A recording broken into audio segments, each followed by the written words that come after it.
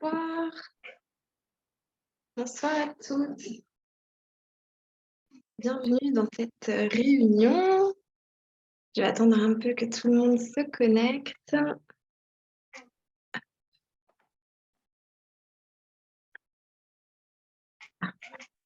J'ai ma vidéo qui ne s'était pas lancée. Vous m'entendez bien? Oui. Super.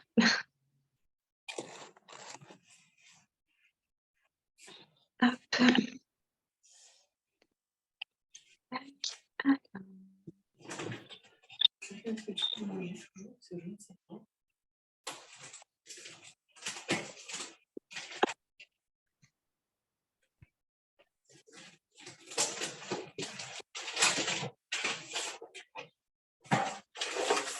Hop. Normalement, vous devez voir mon écran de partage. Oui. Ouais, ok, super. Super. Bon, bah écoutez, bienvenue. Merci d'être là. Je vais commencer puisque, comme vous le savez, pour celles qui sont déjà venues sur ces ateliers du mercredi soir, nous avons 40 minutes devant nous. Hop. Alors, attendez, je vais pour... On peut aussi couper les micros. Voilà. Voilà, donc le thème de ce soir, ça va être cuisiner avec les huiles essentielles. Et l'idée de cet atelier, c'est tout simplement comment intégrer les huiles essentielles dans votre cuisine du quotidien. Pas forcément pour faire de la grande cuisine, mais tout simplement dans votre quotidien également. Donc, je vais commencer par me présenter. Donc, je m'appelle Charlène Cavré, je suis conseillère et formatrice en huile essentielle pour le laboratoire doTERRA depuis 6 mois. Donc, je suis une passionnée de l'univers bien-être. Je suis actuellement d'ailleurs en création de projets entrepreneurial dans ce domaine-là. Encore salariée en même temps, donc assez occupée. Et pour vous faire un petit peu un récap de mon parcours, je suis au départ issue du monde de l'hôtellerie de luxe, donc j'ai toujours été passionnée par la gastronomie française et internationale. J'ai toujours aimé cuisiner. J'ai un papa qui a été chef aussi, cuisinier pendant quelques années, donc j'ai eu quelques inspirations aussi à ce niveau-là.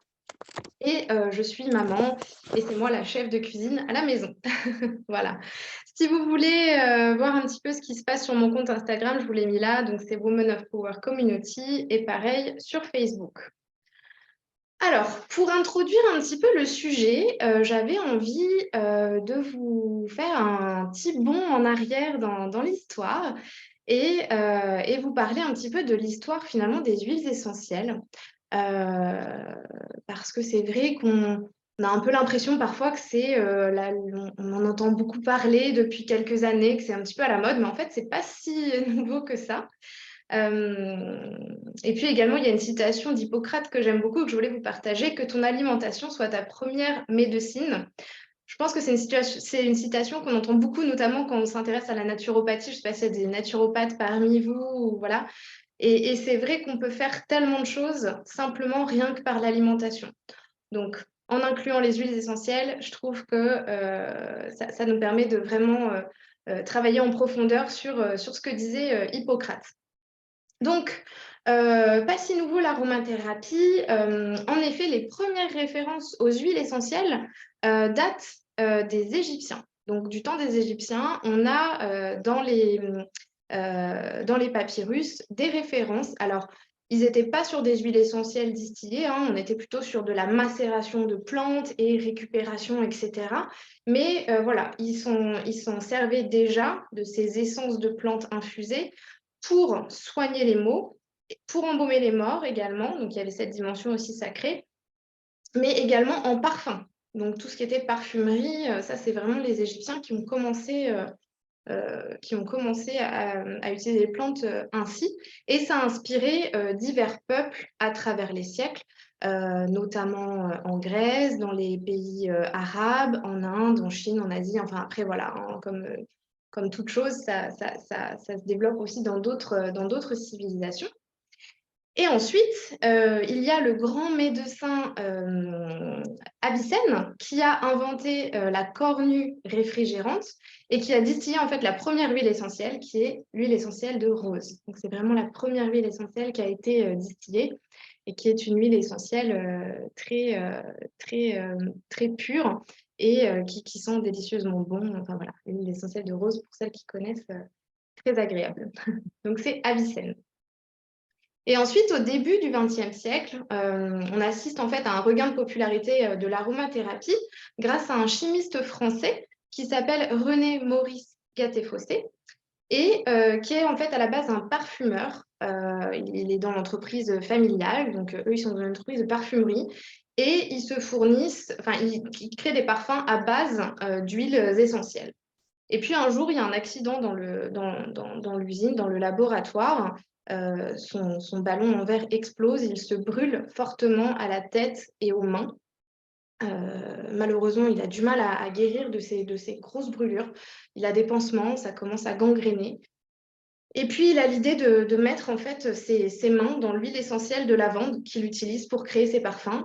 Et là, il se rend compte qu'il y a une guérison, il y a une cicatrisation de ses mains qui n'avait pas du tout quand il avait ses pansements. Et donc là, il se dit, waouh, il y a un truc à faire, il y a quelque chose à développer par rapport à ça, par rapport aux huiles essentielles. Et donc, c'est un petit peu lui qui a aidé en fait à découvrir toutes les vertus des huiles essentielles. Après, il a travaillé le reste de sa vie pour découvrir toutes les vertus. Et ensuite, un peu plus tard, il y a un autre docteur aussi qui est important dans l'histoire et l'évolution de l'aromathérapie.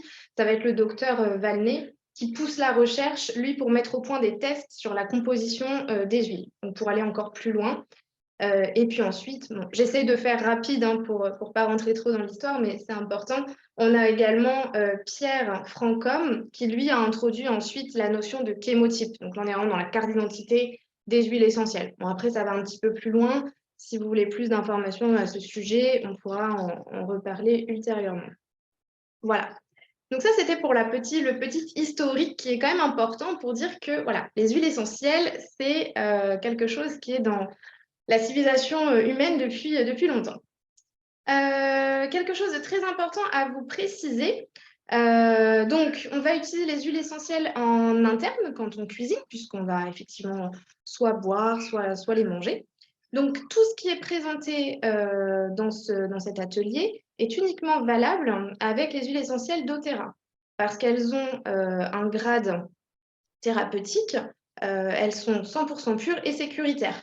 Donc, je vous invite à ne pas reproduire les idées recettes avec d'autres huiles, tout simplement parce que on ne peut pas garantir la sécurité des produits que vous allez utiliser si c'est autre chose que le laboratoire doTERRA.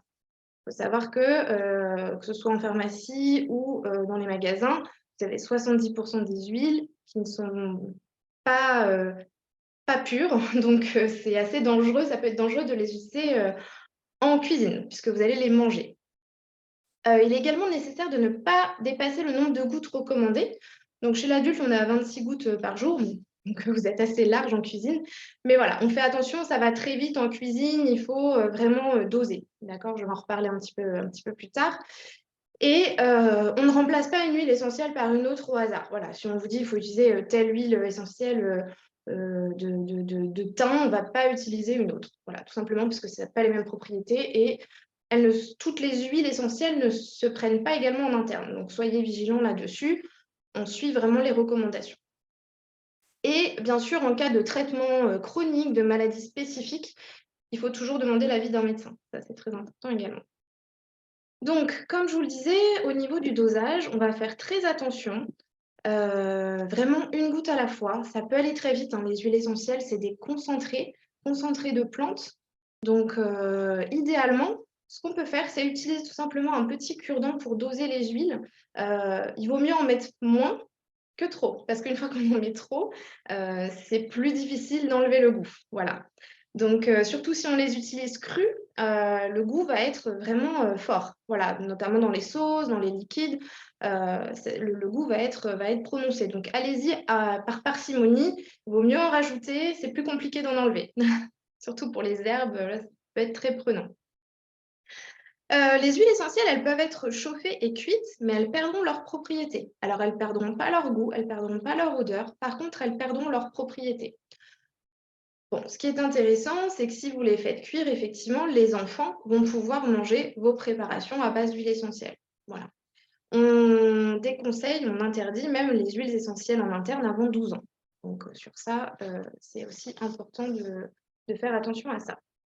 Je vous ai mis également quelques équivalences. Alors, j'ai oublié de vous préciser au début de l'atelier. À la fin de cet atelier, vous aurez aussi le PDF avec toutes les informations, hein. Donc, sur certaines choses, vous verrez, je vais vous donner des informations, mais vous pourrez les retrouver ensuite dans le PDF.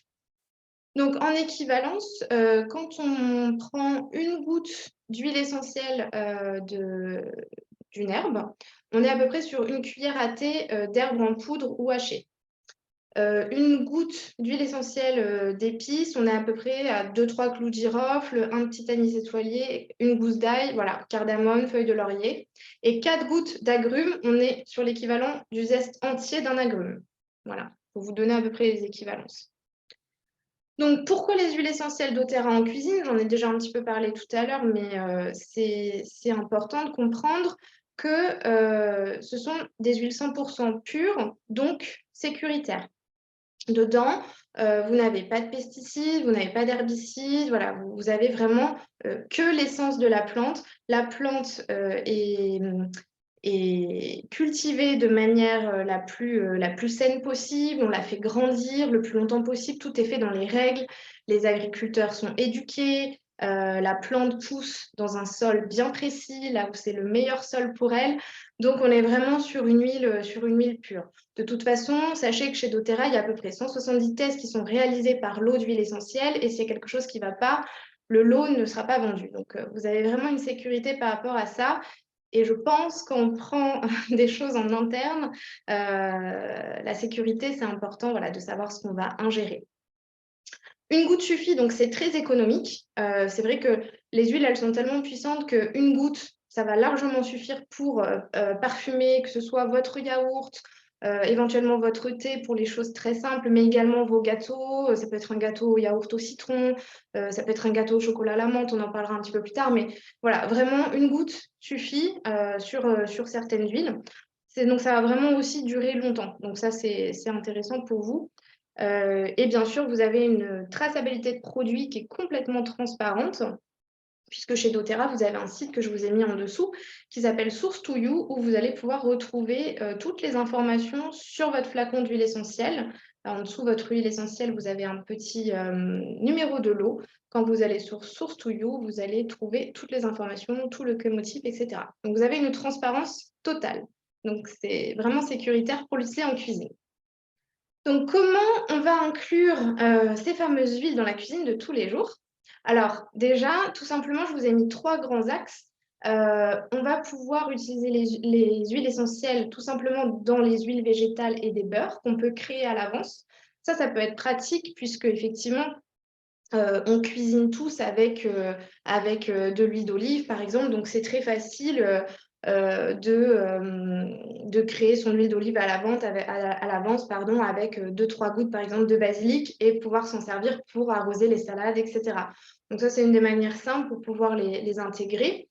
On va aussi pouvoir faire des marinades. Donc, ça, on peut faire autant pour les poissons, les viandes que pour les légumes. On peut utiliser les huiles essentielles à base d'herbes, d'agrumes, d'épices, même de fleurs, qui vont être un petit peu plus originales.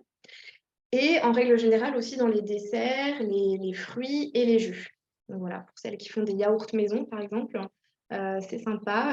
Voilà, c'est sympa d'aromatiser tout simplement avec des huiles essentielles.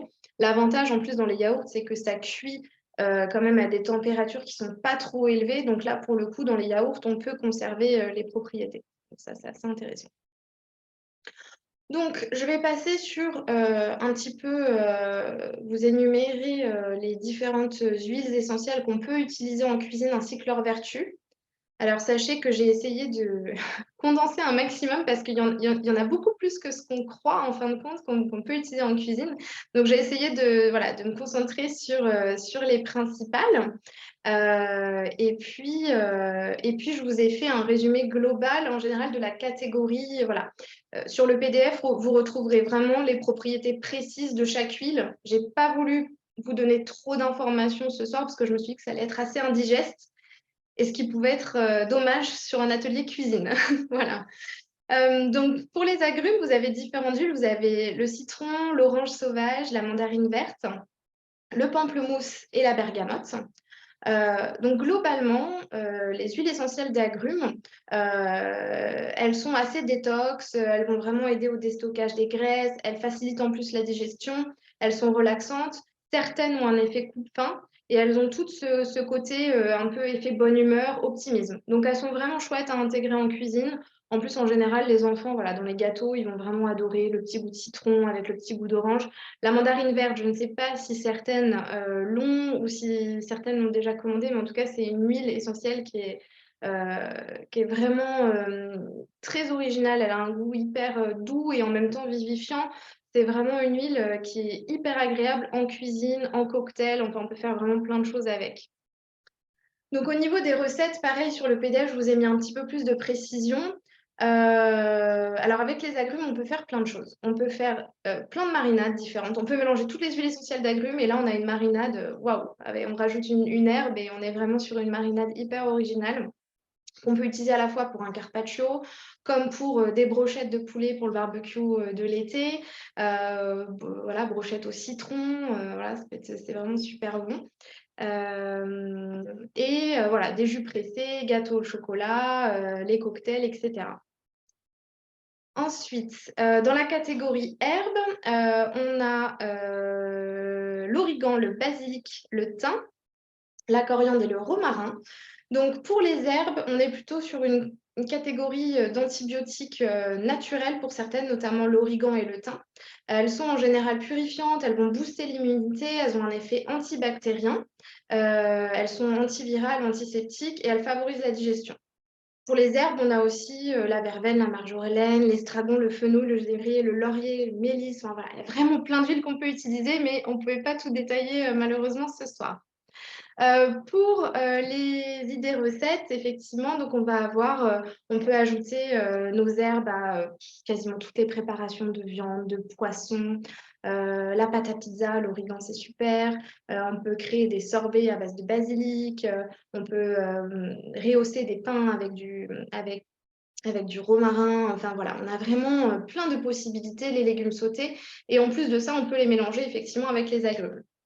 J'ai également choisi 2 huiles essentielles auxquelles on ne pense pas forcément utiliser en cuisine. Donc, la menthe poivrée, qui a des vertus, elle, de faciliter la digestion, qui est aussi anti-inflammatoire et qui est un stimulant général, assez antifatigue, donc ça met un petit coup de boost.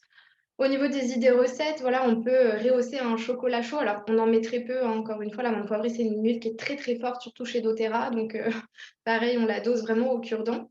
Le chocolat chaud à la menthe poivrée, voilà, ça fait un petit peu film américain. L'hiver, c'est très sympa.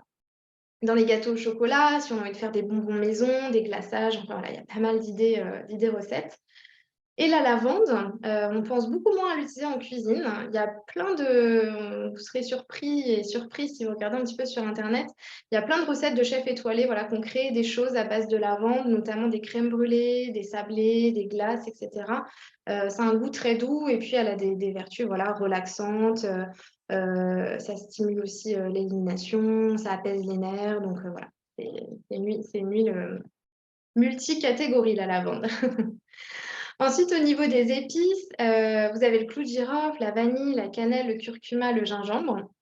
Donc, les épices, en règle générale, c'est des huiles qui sont antibactériennes, antiseptiques, c'est des stimulants immunitaires, ça facilite la digestion également. Il y a aussi le côté antifatigue et pour certaines, notamment le curcuma, un puissant effet anti-inflammatoire. Donc, ça, c'est intéressant pour les personnes voilà, qui vont avoir ce peut-être problème d'inflammation, d'en consommer finalement régulièrement en interne à travers la cuisine de tous les jours.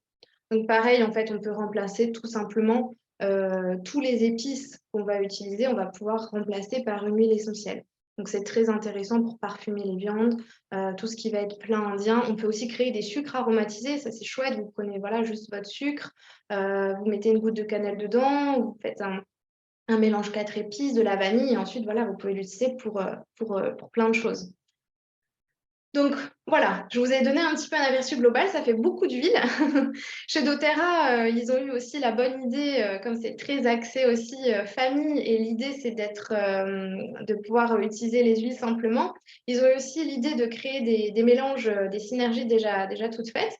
Donc notamment, vous avez la synergie thaï pour plutôt voilà, tout ce qui va être cuisine thaïlandaise, vous avez la synergie cuisine mexicaine, le mélange italien et le mélange tropical. Donc, vous pouvez l'utiliser, voilà, le mélange mexicain, ça peut être dans un chili con carne, mélange italien, bah, tous les plats italiens, vos sauces, etc. Et le mélange tropical, il est très doux. Ça peut être pour créer des plats un petit peu exotiques. Voilà, vous faites juste un poulet avec du lait de coco, vous mettez quelques gouttes de cette huile et vous avez un plat complètement différent alors que vous avez juste mis 2 gouttes d'huile essentielle dedans. Vous pouvez aussi le mettre dans les crêpes, donc c'est assez original. Et dans également votre family kit, pour rester plus simple, vous avez déjà au moins 6 huiles aussi que vous pouvez utiliser en cuisine. Donc déjà quand même bien vous amuser avec vos huiles essentielles. Voilà, j'espère que j'ai gardé un peu de temps peut-être pour les questions, si vous avez des questions dans le chat. Et je vais conclure pour effectivement vous donner l'information sur les commandes. Si vous souhaitez effectivement donc commander des huiles essentielles de chez doTERRA pour cuisiner, il faudra juste que vous soyez en possession donc, de votre carte membre pour pouvoir bénéficier des moins 25% de chez doTERRA et donc vous rapprocher de la personne qui vous a invité à cet atelier. Et puis, si vous avez des questions particulières, effectivement, sur certaines huiles, sur certaines vertus, si vous avez envie d'aller un peu plus loin, n'hésitez pas à en discuter, alors soit avec moi directement, ou soit avec, effectivement, la personne qui vous a indiqué pour aller plus loin dans les vertus et propriétés des huiles essentielles en cuisine. Mais sachez en tout cas que vous pouvez vraiment être très, très, très créatif et en même temps prendre soin de votre santé au quotidien grâce aux huiles essentielles que vous allez effectivement mettre en cuisine. Est-ce qu'il y en a certaines qui ont déjà utilisé des huiles en cuisine et qui aimeraient partager un petit peu, soit, je ne sais pas, la recette que vous faites tout le temps en cuisine ou est-ce que vous n'avez jamais essayé et c'est quelque chose que vous aimeriez bien faire? Est-ce que vous avez un petit peu des retours d'expérience que vous voulez partager dans le chat?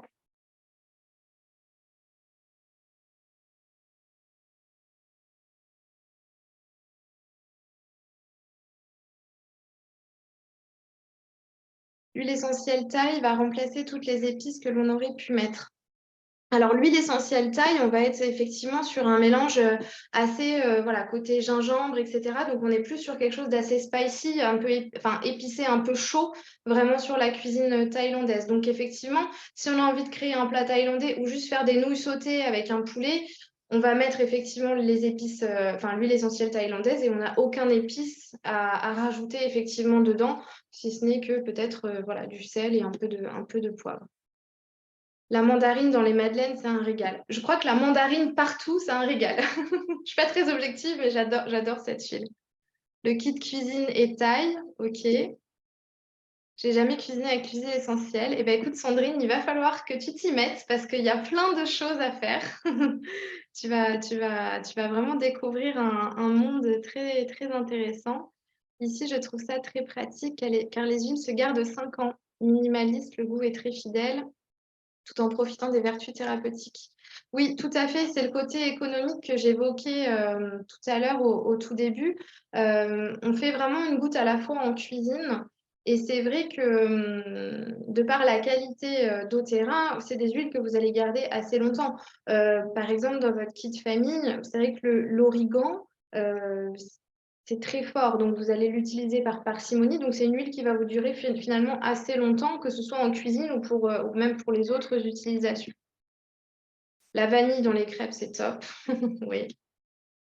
Pour les enfants, vu que les huiles chauffées en interne, c'est bon. Oui, tout à fait. Effectivement, comme les huiles sont chauffées, quand ça passe au four, par exemple sur des gâteaux ou des muffins salés, en interne, il n'y a aucun problème pour les enfants. Elles perdent les propriétés. Donc, vous allez vraiment retrouver le goût. mais vous n'allez pas avoir les propriétés. Par contre, effectivement, si on part sur un mi-cuit chocolat, bon, bah là, vous allez avoir, notamment, je pense, pour l'amande poivrée, vous avez quand même l'amande poivrée qui est très forte et là où vous sentez que c'est comme quand vous la prenez à petite dose en interne. Mais c'est vrai que moi j'ai fait dernièrement là j'ai fait des muffins lardon, gruyère et huile essentielle de basilic. Et ma fille qui a 3 ans et demi, elle a tout dévoré, hein. Ça l'a pas... elle a trouvé ça super bon. Donc, et c'était cuit, donc pour moi, sécuritaire, aucun problème. Le mélange italien, bah, je l'ai aussi, le mélange italien, il est là, j'ai toute la gamme. Hop, ils sont là, elle est vraiment sympa cette gamme d'Otera. Le mélange italien, hop, c'est le violet, celui-là. Oh, ma caméra.